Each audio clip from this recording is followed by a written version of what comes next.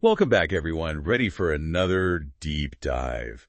Today, this one's a little spooky. We're diving into digital messages, but not just any messages. These are messages that people claim are coming from, beyond the grave. Yeah, I mean, the idea of loved ones reaching out after death, it's a classic, right? It's something that's fascinated people forever.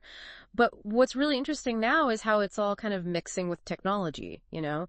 Like, could our phones and computers be a bridge to the other side? Right. So the source material we're looking at today is a podcast episode called So Supernatural, hosted by Ashley Flowers, who you might know from her true crime work. She's great. Anyway, in this episode, she explores a whole bunch of stories where people say they've received emails, texts, even phone calls from people who have passed away. And you know, it's important to remember that a lot of these are just anecdotal accounts. It's not like we have hard scientific evidence or anything. But I mean, some of these stories are so powerful and they really resonate with people, so it's definitely worth taking a closer look. Totally. Okay, so let's jump into one of the most talked about cases that Ashley covers, the story of Jack Freeze. Sadly, Jack died really young, just 32, from a sudden heart arrhythmia. Yeah, really tragic.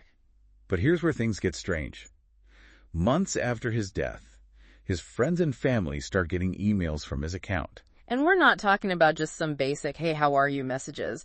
These emails had really specific details, stuff that makes it hard to believe it was just a random hacker or, scheduled emails he set up before he died. Yeah, exactly. Like his friend Tim Hart got an email and the subject line was just, "I'm watching," which is already creepy enough. Right. But then the message inside said, "Did you hear me? I'm at your house. Clean your attic." And Tim swears that this email was actually referencing a private conversation that he had with Jack before he died, something that no one else knew about. Wow. That kind of detail definitely makes you think, right? If it wasn't Jack sending those emails, then whoever it was had to know a lot about his life, like really personal stuff. And then there's this other email that Jack's cousin, Jimmy, received. And this one said, "I knew you were going to break your ankle. Tried to warn you. Gotta be careful." Hold on.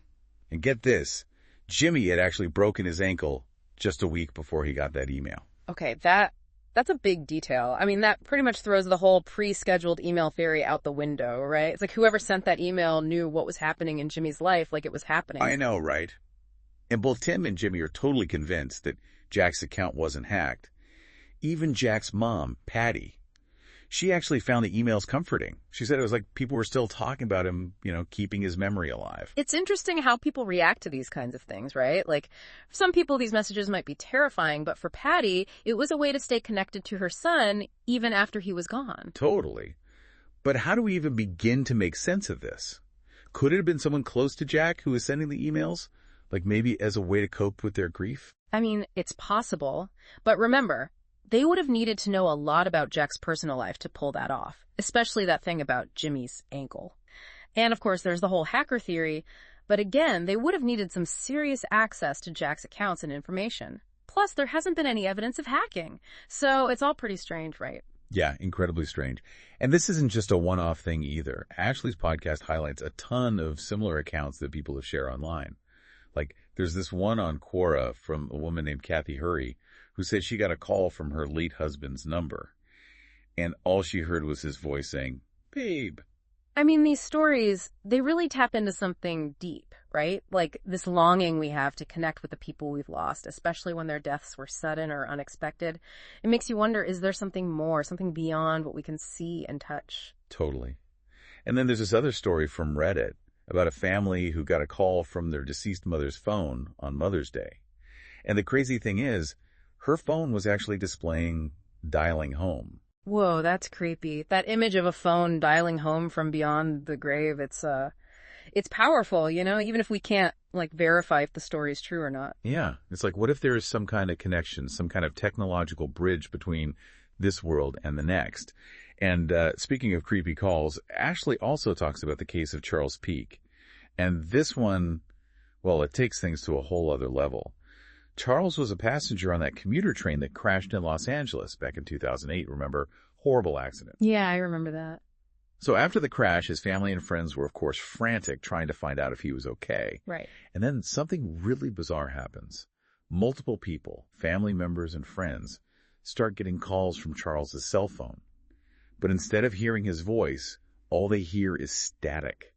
And they got a lot of these calls, like 35 in total. Wow. Can you imagine getting those calls? Like that mix of hope and fear must have been just overwhelming. Totally. You'd be clinging to any sign that your loved one might still be alive. Yeah, exactly. But here's the heartbreaking part. Charles's body was found hours later, and it was confirmed that he died instantly on impact. And get this, his phone was never recovered. Wait, what? The phone was just gone. Gone. Poof. Vanished. That's really weird. So if Charles was gone, who or what was making those calls from his phone? And how could a phone just disappear from a crash site like that? Right. I mean, this has to be more than just some random technical glitch. Yeah, no way. This is something else entirely. And actually, Charles's son said that he believed the calls were his dad's way of letting them know that he wasn't suffering. These stories, even if they're just anecdotal, they really make us question everything we think we know about consciousness and, the line between life and death. Could it be that some part of us, our essence or something, continues on after our physical bodies die? And maybe technology is giving that part of us a way to reach back to the living? I know. It's a lot to think about. Mm-hmm. Ashley actually explores some potential explanations from the world of paranormal research in her podcast. She starts with instrumental transcommunication, or ITC. Have you heard of that? Yeah, ITC. Basically, it's the idea that spirits can use electronic devices to communicate, It's kind of like a modern take on EVP, or electronic voice phenomena, where you get those spooky voices on recordings. But with ITC, it's like spirits are using phones, computers, anything electronic to send messages. Right. It's like they're hacking the system, but from the other side. Exactly. And one theory within ITC is that spirits can manipulate electromagnetic fields, like the kind that our phones and computers give off. And by doing that, they can create sounds or images that we can actually perceive, Right. like those phone calls we were talking about. Oh, wow. Okay, that's interesting. And then there's this other idea called the survival hypothesis. Yeah, the survival hypothesis. It basically suggests that consciousness, that thing that makes us, well, it doesn't just disappear when we die. It keeps going and can still interact with the physical world, maybe using technology as a way to do that. It really makes you think, doesn't it? Like, what if those near-death experiences people talk about, where they feel like they're floating outside their body, what if that's kind of like what's happening here? Maybe technology is just another way for that separation to, manifest. Right. Like, maybe our consciousness isn't as tied to our physical bodies as we think. Okay, so what about psychokinesis? Ashley mentions that too. Yeah, psychokinesis. It's the idea that our minds can actually have an effect on the physical world, Like moving object with your thoughts.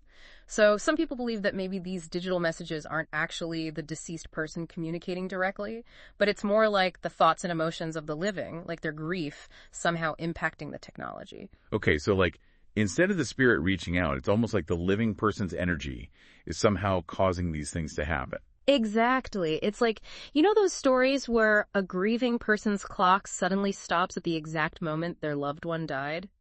It could be something like that, but with digital devices. Whoa, okay, now we're getting into some seriously trippy territory. I know, right? And then there's this whole other area of research called quantum consciousness. Quantum consciousness. Yeah, it's pretty out there.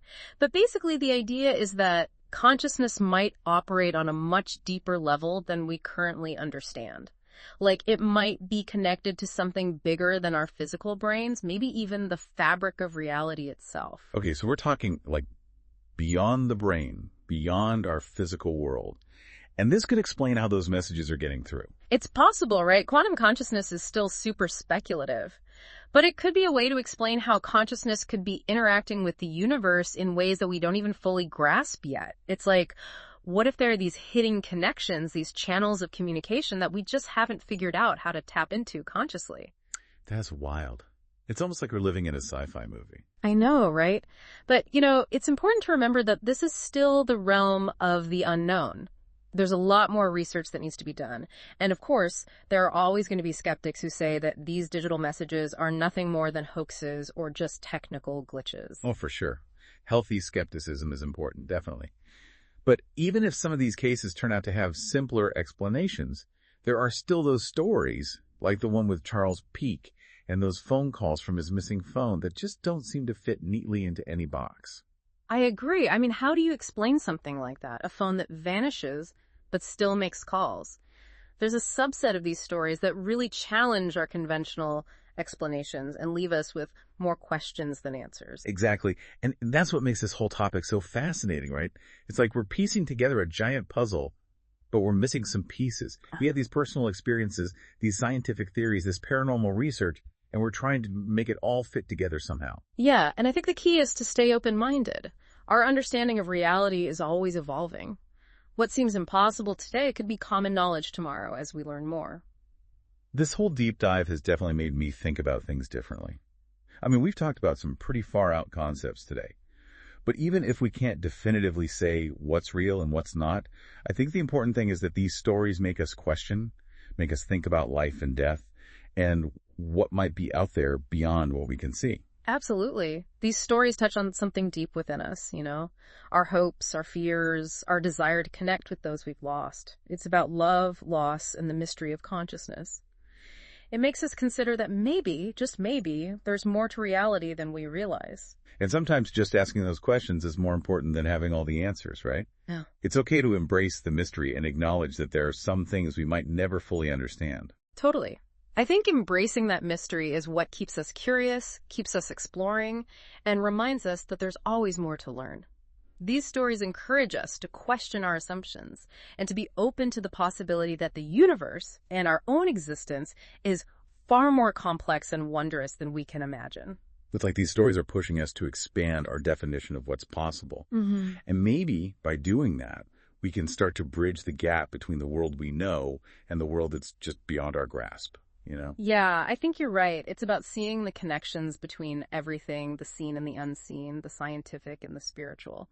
Maybe in that space where those worlds meet, that's where we'll find some of the most profound truths. I love that. So it all circles back to that central question that Ashley asked in her podcast. Could our loved ones really be reaching out to us through technology? Well, that's a question that each of us has to answer for ourselves, right? There's no right or wrong answer. It comes down to personal beliefs, individual experiences, and how we interpret the evidence. You know, what I find so interesting is that even in this day and age, where technology is everything, where everything's supposed to be rational and explained, we still have this deep-seated need for something bigger than ourselves, something beyond the material world. And these stories, these digital messages from the other side, they speak to that part of us that wants to believe in the mystical, in the impossible. Right. It's a reminder that even with all our technology, we haven't lost touch with that ancient human need for wonder, for connection to something bigger than ourselves. It's like those cave paintings our ancestors left behind. Even back then, they were trying to make sense of life, death, and what might exist beyond. Exactly. It's a timeless quest, and these stories of digital messages are just the latest chapter in that ongoing human story. Totally. And Ashley ends her podcast with a really powerful question, and I think it's a great way for us to wrap up our deep dive, too. She asks, if you could receive one message from someone you've lost, what would you want it to be? Wow. That's a question that goes straight to the heart of it all, doesn't it? It's not about proving or disproving anything. It's about love, loss, and that deep human need for connection that transcends even death. It really makes you think about all the relationships that have shaped your life and those moments you wish you could have back. If you could have just one more conversation, one more moment of connection, what would you say? I think it's a valuable exercise for everyone to consider, regardless of what you believe. It helps us to face our own grief, those unresolved feelings, and the things we wish we could have done differently. And, maybe even if we can't physically hear from those we've lost, there are other ways to connect with them. Through our memories, the stories we tell, the love that continues to bind us even after they're gone. Keeping their spirit alive in our hearts and minds, that's a powerful message in itself, right?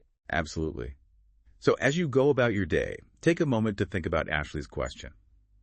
If you could receive one message from someone you've lost, what would it be?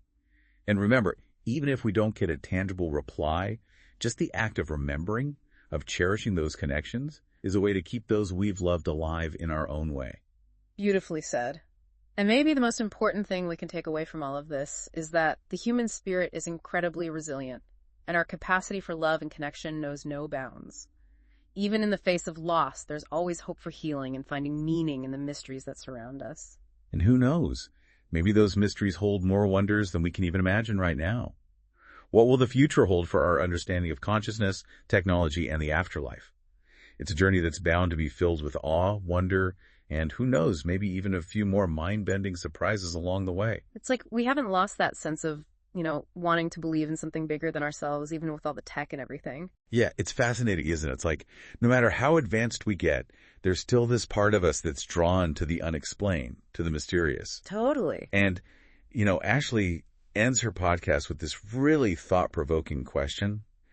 And I think it's the perfect way to wrap up our deep dive today, too. She asks, if you could receive one message from someone you've lost, what would you want it to be?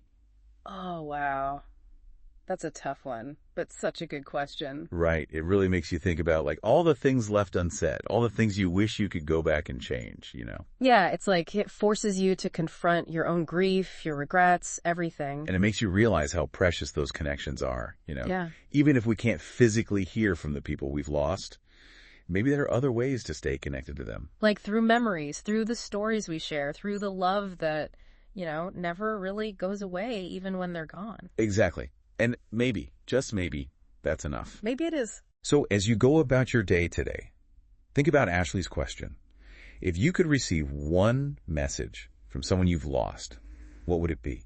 And even if you don't get a response, just the act of remembering, of holding on to those connections, it's a powerful thing. Absolutely. It's a way to keep the people we love alive in our hearts, even when they're no longer with us. And I think at the end of the day, that's what these stories are really about, right? Love, loss, and the enduring power of the human spirit. Beautifully said. Yeah. And maybe, just maybe, those mysteries hold more wonders than we can even imagine right now. Who knows what the future holds for our understanding of consciousness, technology, and the afterlife? It's a journey that's bound to be filled with awe, wonder, and probably a few more surprises along the way. Thanks for joining us on this deep dive. We'll see you next time.